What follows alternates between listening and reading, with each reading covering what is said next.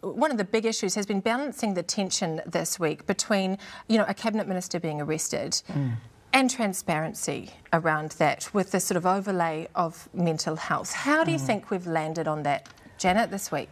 I think there's been a little obfuscation. Hipkins has been very clever in being able to explain that away by saying he got conflicting reports. Whether, in fact, those were conflicting reports or not is neither here nor there. We clearly haven't been told the whole story. And I think empathy and sympathy for Kitty has allowed that. And I'm not saying that's necessarily a bad thing. The reporting in and around mental health issues is a very difficult one. Yeah. Really difficult. And I think people tend to will give people the benefit of the doubt. When you see people's lives implode in such a public manner, I think people are prepared to give them the benefit of the doubt. I think the court will reveal all eventually. Yeah. Well, do you think that one should shut the other down, Andrea? No, absolutely not. I think I probably agree with what you say about obfuscation. I think that's actually been terrible for the government, because it's meant that the details have bled out over the course of the week, drip-fed, death by 1,000 cuts. The balance has been very tricky. Obviously, this is a person in the middle of a crisis. At the same time, the Justice Minister was arrested. There are huge questions about what actually happened at the scene.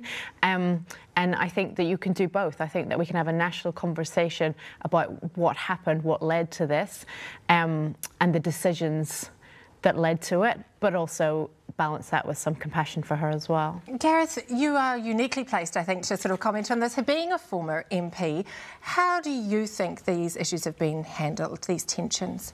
Well, it's a balance, right? Because she was one of the most powerful people in the country on the executive as a minister, genuine public interest and importance, but it's a deeply tragic personal story, and we are, unfortunately, because of the virtue of the role, seeing such a tragic event for someone in their life and their family play out. So huge pressures. We've seen, Todd Miller describe Parliament as a toxic place, as a brutal place. It really is, and I wonder if she felt the pressure to come back too soon.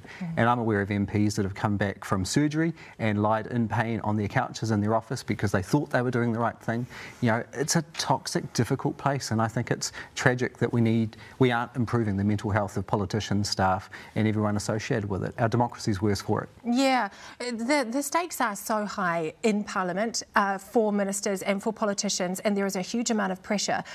And I know that, people would like to change the nature of Parliament, but is that possible, Janet, given, the power that these people have? Yeah, and also that it's adversarial by nature. It's adversarial nature. And also the fact that power is the ultimate aphrodisiac to a certain degree. It's a very heady thing. Parliament is a place where your own values are very much on show all day, every day. And who you are and what you stand for is really important.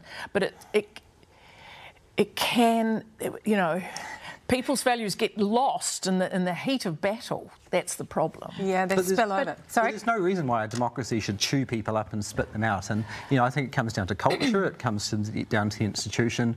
We imported this old Westminster model, which sort of landed in the middle of Wellington. It's not really fit for having a more constructive, consensus-building approach to politics. And there's more that we should be supporting the parties to do a better job, and sadly it's getting worse with more sort of clickbait journalism, toxic social media environment, and genuine threats of violence towards politicians now. Yeah, absolutely. Andrea? Well, at the same time, I do think that there should be an element of pressure there. I mean, these people they hold a lot of power, and they are making consequential decisions about things that affect people's everyday lives. So they shouldn't be wrapped up in cotton wool. It should be a hard place to work.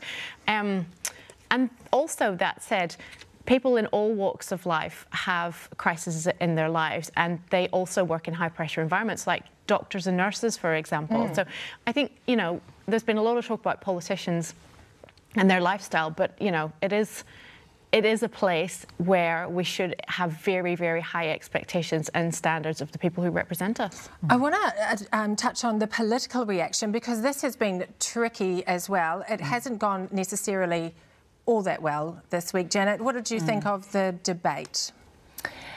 I think the debate has been poor, actually, and I think they've lost they've lost the talking. Labor has lost the talking stick on this, really, and this is what happens when you become under crisis, that you lose your way, and it is like a fog when you get into that kind of crisis, and people don't know where to go and what they stand for. And I think part of that is it's actually not only a physical assault, it's a mental assault on members of a party as well.